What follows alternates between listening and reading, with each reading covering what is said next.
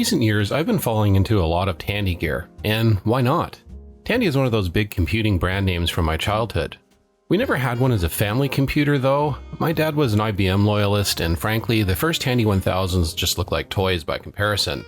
But I had friends who had Tandy products, and honestly, I was a little jealous sometimes since my friends got to enjoy their Sierra games in 16 colors with 3-voice Tandy harmonies. Our IBM AT, on the other hand, had 4 colors and PC beeper sound. Yuck.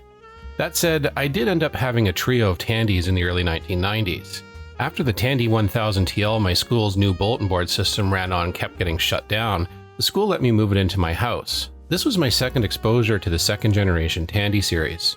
Although I liked the physical design language better than the first generation, it didn't exactly wow me hardware-wise. By 1991, I already had my own personal computer, and we were already into the 486/VGA era, so 16 colors wasn't really all that impressive anymore. The TL was just there to do a job, nothing more. Later, I found myself with a pair of well-worn Tandy 1000 SX machines, one lent by a friend and another given by my school because they needed the TL back. I wanted to change my BBS to multi-line, so I started using my own computer since it was a 486 and could multitask. My friend eventually picked up his 1000 SX. I think the last remaining Tandy ended up doing duty as my personal terminal to dial out to BBSs before being junked. We weren't really nostalgic about these things back then. You see, they were just obsolete equipment. Years later though, the nostalgia bug bit, and I wanted to have a Tandy 1000 just to summon up memories of playing Police Quest at my friend's house. And that's how I ended up with all this. Which brings us to our Tandy of today, the Tandy 1000 RSX. According to Google, which I realize is as reliable a source as Trust Me Bro, this was the final machine to wear the Tandy 1000 badge, although as we will see, it really doesn't have a ton in common with its stablemates outside of name. It sports an AMD 386SX 25MHz CPU, 1 meg of onboard RAM, and the ability to expand to 9 megs, VGA graphics, and Tandy's famous 3-voice sound and DAC. I'll put a little asterisk next to that one. It's a real AT-class computer, unlike pretty much all the other Tandy 1000s, which were XT. To call the Tandy 1000 line successful would be an understatement. Despite being based on the comically bad IBM PCjr, Tandy leveraged their Radio Shack stores and made some design tweaks on the 1000 that made it far more useful than the Junior. Like, instead of silly little sidecars, full 8-bit expansion slots. And a keyboard that, while not my favorite aesthetically, was at least not this. Hello, that time traveler. What do you want? I just want you to type on me. But I don't want to. You're hideous. But we had so much fun before. Don't you remember? We played King's Quest. It was 1985. I was 7. I didn't know any better. Just a King's Quest. No, I don't want to. King's Quest. No. King's Quest. I tried to swim. I tried to save him. But you wouldn't let me. You wouldn't. No. No. No, no, no. Press my function key. If you can find them. No! Your keys are so squishy! But by the early 90s, the shine was starting to come off Tandy. The market was being flooded with PC clones, and people were drifting away from Radio Shack stores generally. Tandy made some moves to improve their lot, introducing the 2500 line. The 1000 RSX was actually a pretty good deal. Newspaper ads in 1992 show pricing around $1,200, and that included a monitor. Compare that to other ads for 386SX machines at the time. Yeah, that was pretty good, even more so as discounts began to apply later. A quick side note, man, these ads are really bringing up the nostalgia. Just seeing a list of 386 and 486 class machines on offer sets the heart aflutter. This was such a unique era to live through. There were paradigm shifts in operating systems and graphics, sound, and massive improvements in speed with each new generation of CPU. Of course, as a broke teenager, I was nowhere near being able to purchase anything, but I can now. Anywho, back to the RSX, I don't think it did much for its ailing parent. Quite honestly, the 1000 RSX is really more properly thought of as a mislabeled 2500. I think it even shares the same motherboard as the 2500 SX. Perhaps giving it the 1000 label was a way for Tandy to offer a cheaper version of the 2500 without enraging 2500 buyers. I honestly don't know how many RSXs were produced, but apparently they're quite rare today, and according to WorthPoint go for, 600 plus at auction. Yipes. But this one didn't cost anywhere near that thanks to a low buy it now on eBay. Y'all know how cheap I am. Okay, so it's not quite perfect. From the auction photos I could see some scratches, some obvious signs of moisture exposure, but this is how you save money. I care more about does it work than does it look good. I used MyUS for this one as the seller was US shipping only. MyUS has lately been using DHL for their shipping rather than FedEx, and the Tandy arrived in great shape. Although MyUS's attempt to ship both it and a PC convertible in the same box without padding between them resulted in some damage to the convertible. Anyway, more on that machine in another video. Okay, let's unwrap it here. The seller put about 2,000 layers of stretch wrap and I'm struggling to get it off. Alright, scissors for the win. There's definitely some cosmetic issues, and look at this white... What is this anyway? It looks like calcium deposits. Actually, I'm told this is the galvanized coating corroding off. Man, where was this thing kept? The radio room in the Titanic? Yeah, this doesn't augur well. There's definitely quite a difference between it and the OG 1000, especially size. I love the squat, square pizza box styling. Honestly, I wouldn't mind having this thing on my desk today. It looks vintage to my eyes, but not dated, if you know what I mean.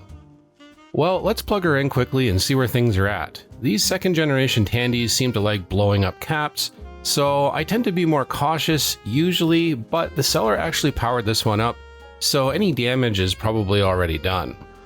3, 2, 1. Oh, that sounds okay. It's initializing. Okay. All right. It wants to do something other than go on fire, so that's good. Fantastic. It wants to boot. Well, let's hook up some stuff here and see what it's actually doing. I'm going to use a genuine Tandy keyboard, but for the monitor, I'm going to skip the camera issues with the moire and flicker and just use this small letterbox LCD that I picked up for 10 bucks at a Goodwill.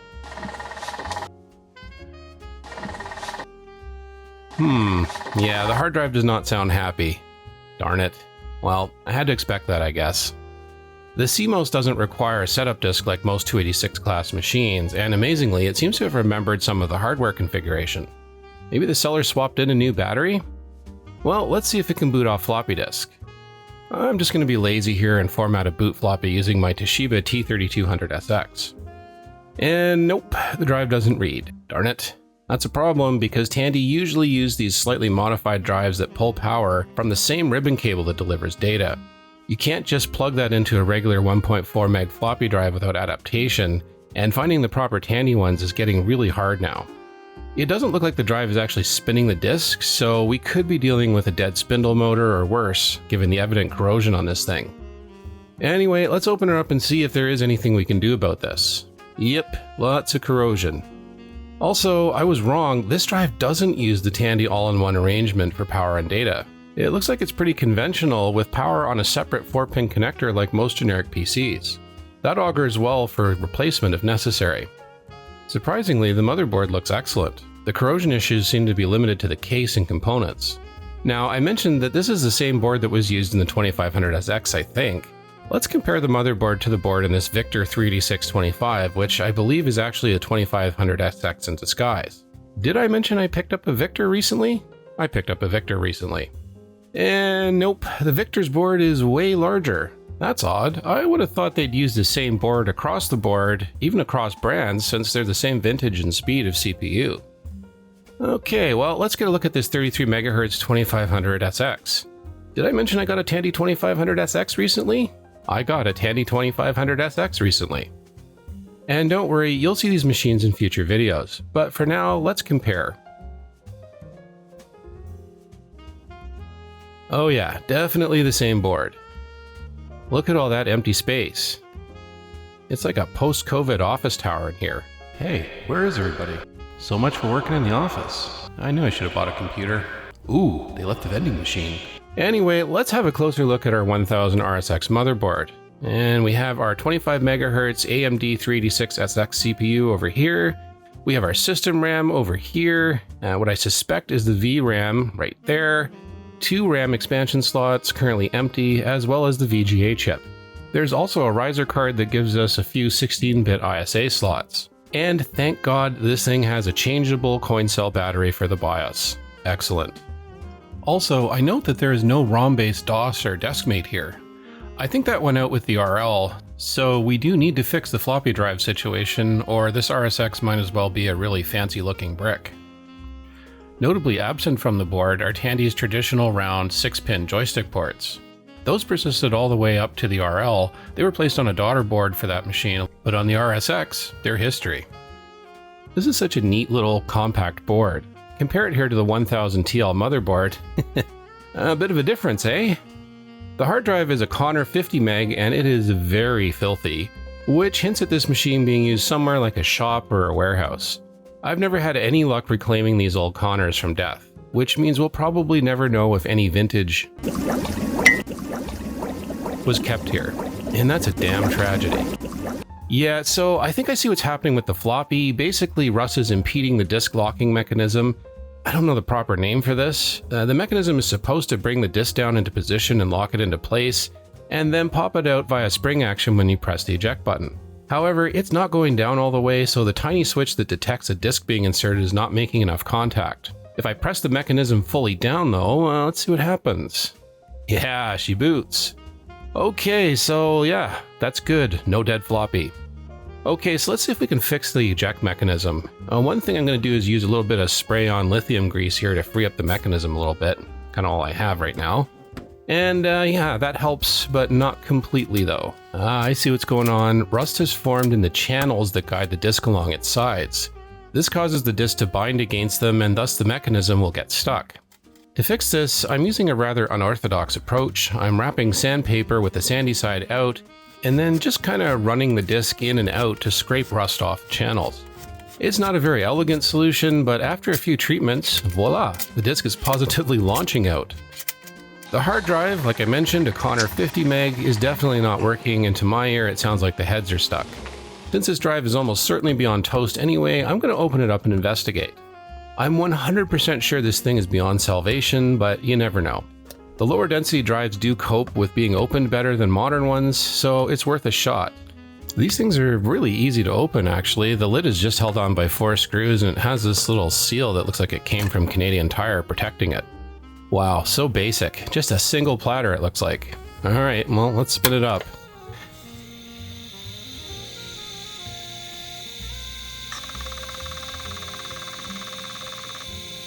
Yep, looks like the heads are stuck. So I'm just going to go ahead and gently move them.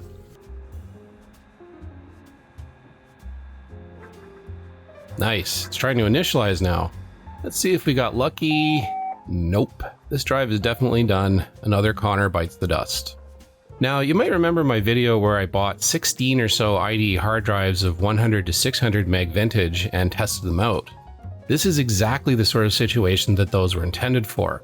It takes some playing around. Some of the drives are just a little too noisy to my ears, but I eventually find an IBM 400 meg and it seems to format just great.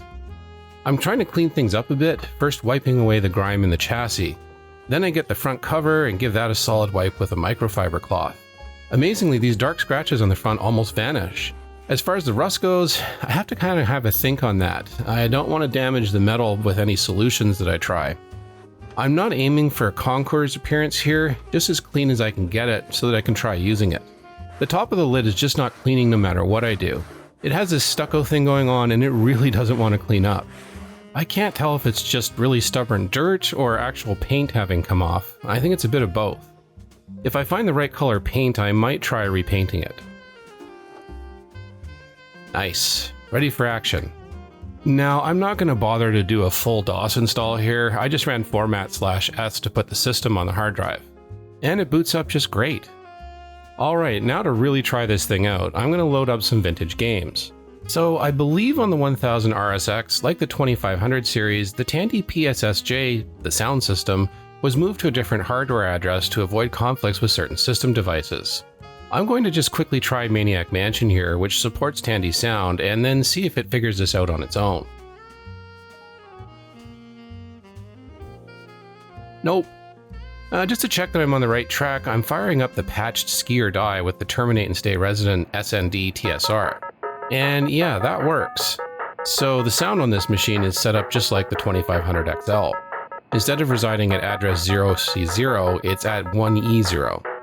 Unfortunately, this method still doesn't work with Maniac Mansion, even though I'm using a copy that was patched for this.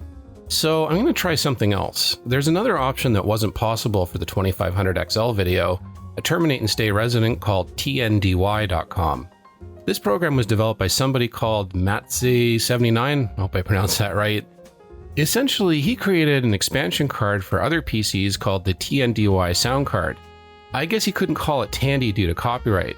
Anyway, he did this so that non-Tandy PC users could have the 3-voice sound. And then he created a Terminate and Stay Resident program, Tandy.com, so I'm just going to call it, that maps things correctly so that the software will find the card. This same program can be used with my RSX here to point Tandy-compatible software to where the RSX's sound hardware is located. I couldn't run this on the 2500XL because it requires a 386 computer to operate, and that machine was a 286. I'll tell Tandy.com to remap address 0C0 to 1E0, which is where the sound hardware is, and then we'll give Maniac Mansion a try.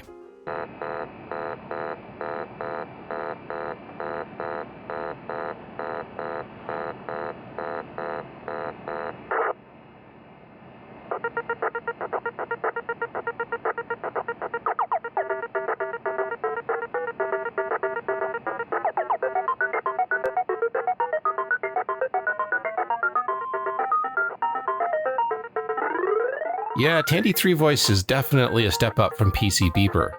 I've never played the PC version of Maniac Mansion before, I only played the game on my Commodore 64 back in the day. Definitely an upgrade in graphics, although the Commodore version did have its own unique aesthetic. Anyway, everything's good here. Now I really wanted to hear the Tandy DAC. The Tandy DAC, or digital audio converter, works similarly to a Kovacs speech thing, and can even emulate it with software. The speech thing was a parallel port plug-in device that used a resistor ladder that essentially converts digital signals to analog, which you could use to play digital samples of instruments or music. The Tandy DAC is very similar, but unlike the Kovacs, it can utilize direct memory access, which doesn't tie up the CPU as much. I should mention, in an earlier Tandy 1000 TL video, I mistakenly thought I was playing DAC music when I was playing future classics. In fact, all I was actually listening to was the traditional Tandy 3-voice sound. In my defense, it had been a while since I'd heard Tandy 3-voice sound, so yeah, I just made a little bit of a boo-boo there. But this time, I really want to hear the DAC. And I kinda had a hard time finding software titles that explicitly supported the DAC. I mean, some of them did, some of them explicitly referenced it as Tandy 1000 or SL sound, but a lot of them didn't. And a lot of the games, as far as I could tell, didn't actually use it for music. They tended to use it for special effects like voices and crash sounds and stuff like that.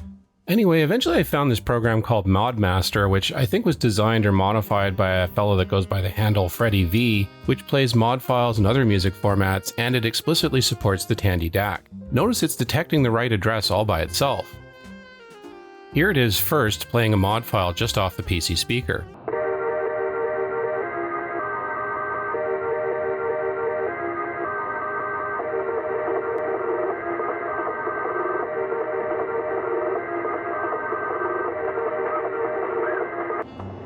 And here we go off the DAC.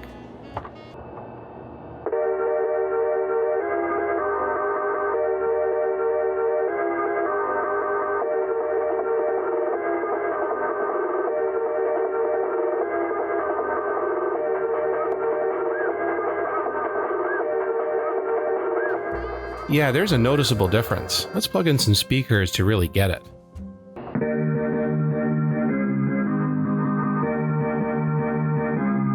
Cool.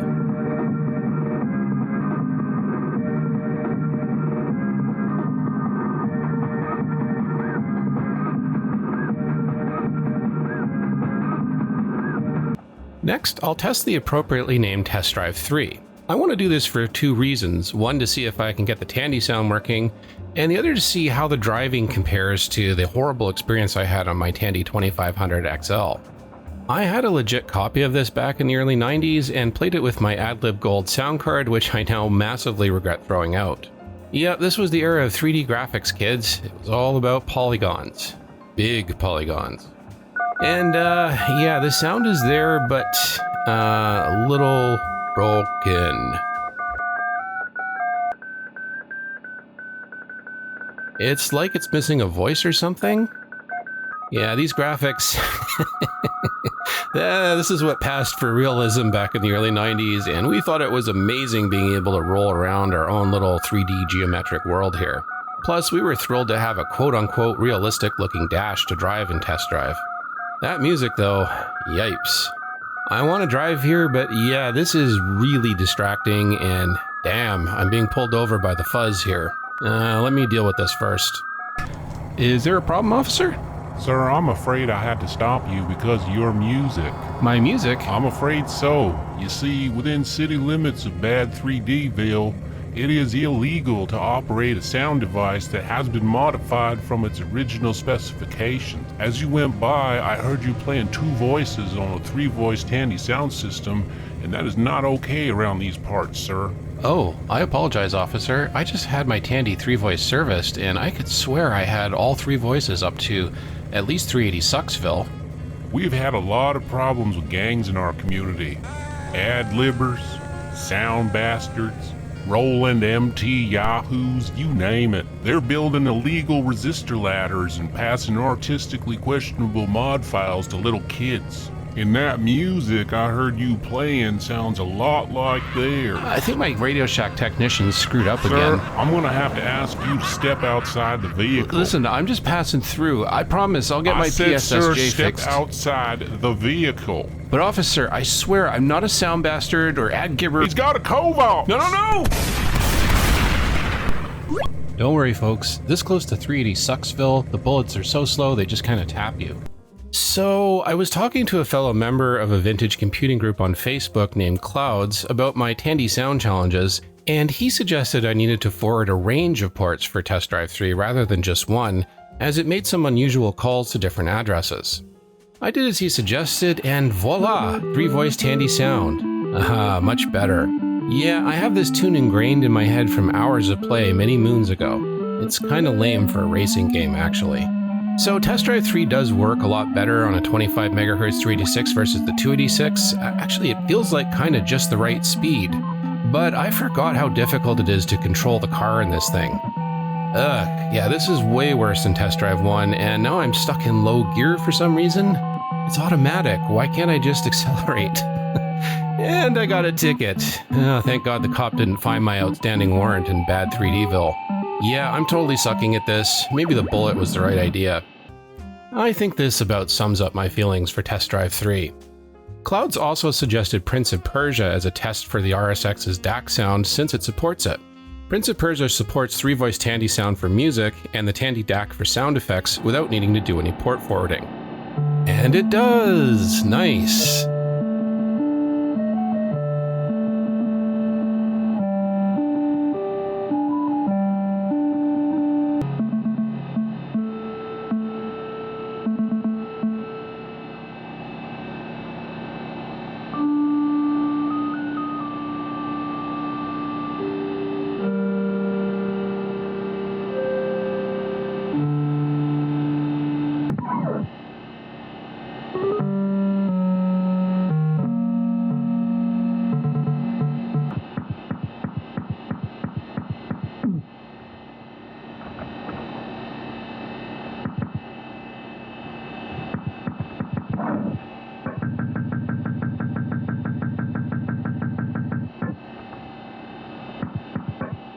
Yeah, I never really played this game. I just wasn't really interested in it back in the day. I was mostly more into BBSing and that kind of thing. But we can definitely hear the DAC working, especially as I'm dying. Yep, I'm sucking at this. I really could have benefited from a good read of the manual. But we're here for sound, not gaming, so yeah. Here's another DAC-enabled game, supposedly, Skate or Die. I really had to fiddle with this in order to get it to work, and I still don't know exactly what I did, but here's what the intro sounds like.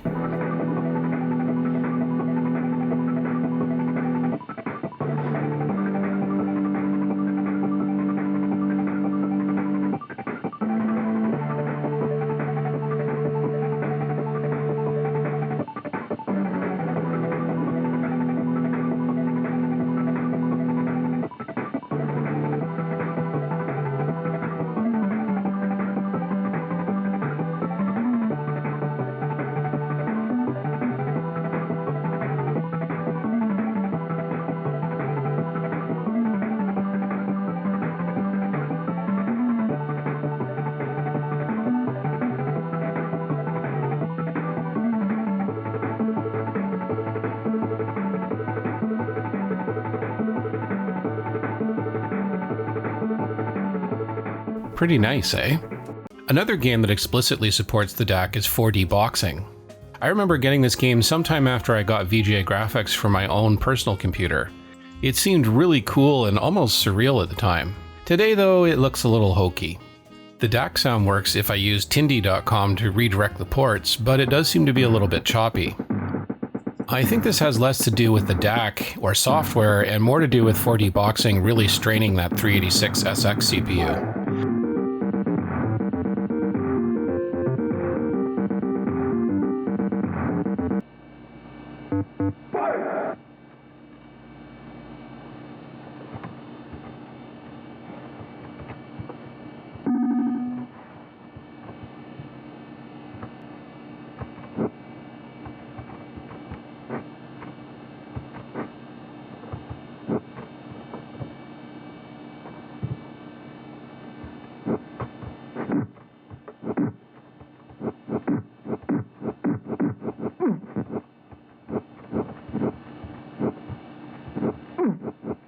It's playable, but it's definitely not fast. I don't remember anything about how to fight here. Anyway, that's kind of it for this outing. What do I think about the Tandy 1000 RSX now that I've had a chance to play with one? Was it good value for its day? Would I have wanted it back then? Well, the latter question is kind of a tricky one because, as I mentioned, I was a broke teenager in the early 90s, and not having my very own personal PC just yet, I would have likely been very happy with anything, especially anything sporting a 386-ish CPU, VGA graphics, and better than PC beeper sound.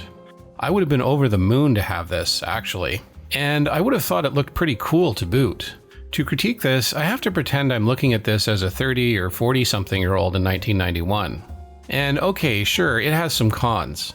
It has no 5¼ expansion bay. This wouldn't have been a problem for me in the short run though, because everyone was moving away from 5¼ disk drives, and CD-ROMs were still not quite here yet. There's also no hard drive indicator light and no joystick ports, as I mentioned, something Tandy users had kind of come to expect. Having only 2 expansion slots wasn't great either, although if you had a regular PC based on a baby AT motherboard with 5 to 7 slots, really you kinda had less than that because you needed at least 2 of them for your floppy disk controller and video card, and this machine has both of those things built in. Since the RSX gave you a decent sound card, that's another slot you didn't need. Did the average user need more than the 2 slots the RSX had available? Maybe you'd need one for an internal modem or a scanner card or something like that. If that. Again, it's pretty hard to argue with the price. Those of us who were there remember just how insanely expensive computer stuff was. A complete 386 SX system with VGA graphics, 1 meg of RAM, 3 voice sound with DAC, and a monitor for $799? That's a pretty compelling deal. Not to mention you were covered wherever you moved to by one of the largest electronics store chains on the planet at the time. Perhaps a hardcore Tandy 1000 user would be annoyed with the missing joystick ports, relocated sound devices, and no onboard deskmate and so on, but for the average Joe user, I think the RSX was probably more than enough. Of course, the me of today has been waiting years to acquire one of these, so I'm just thrilled to have it, especially at a really cheap price. I can see myself using this from time to time for my late DOS era gaming fix. It's not too fast for certain games and not too slow either, it's just about right. Not to mention, I just like to look at it and admire its minimalist simplicity. Anyway, that's it for this video. If you enjoyed it, please give that like button a tickle. You tease. If not, hammer that dislike button. I beg your pardon, Poindexter. If you really enjoy Tech Time Traveler videos, please consider a subscription. If you really like what I do, please consider joining my Patreon crew who help make these videos possible. Or you can even just pick up a t-shirt at my store. We have lots of old computer-themed stuff in there. Regardless, thanks so much for watching, and we'll see you soon.